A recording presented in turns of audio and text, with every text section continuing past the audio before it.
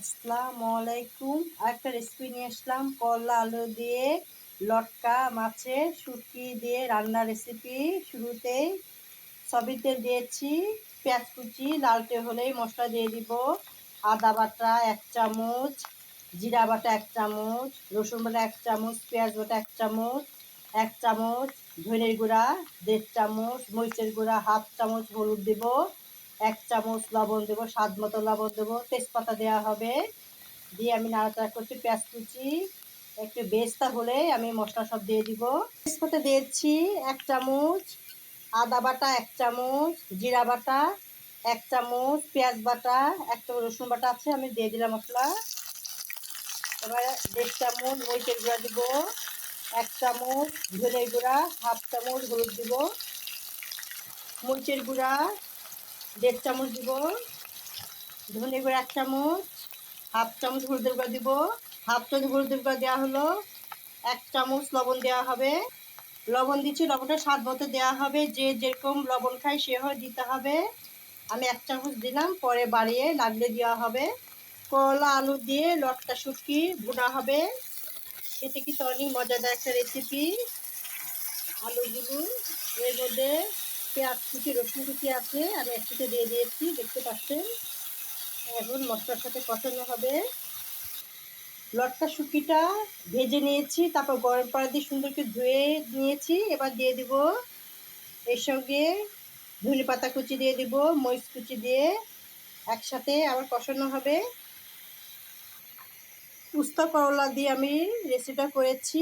একটা করলা, উস্তা করলা, ছোটো করলা 4 ভাগ করেছি। আলুটাও যেভাবে এভাবে একটা আলু 6 ভাগ করেছি, করে একসাথে রান্না করা হচ্ছে, দেখতে পাচ্ছেন।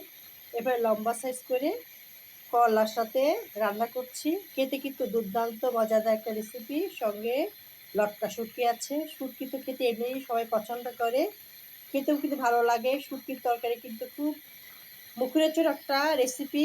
খেলে কিন্তু সবাই একটু বাড়তি খেতে যাবে ভাত। সেভাবে করলা দিয়ে করা হচ্ছে, খেতেও কিন্তু অনেক ভালো লাগবে। আমি কষাচ্ছি, যত কষানো যাবে রান্নার গুণ ততটা বাড়িয়ে দিবে, খেতে কিন্তু অনেক ভালো লাগবে।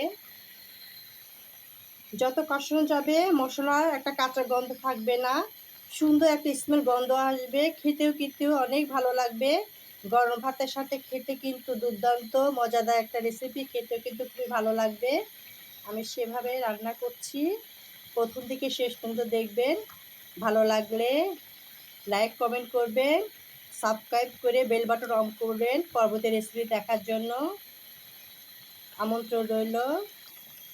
সামান্য পানি দিয়ে কষানো হচ্ছে, আমি পানি দিয়েছি, দিয়ে কষাচ্ছি।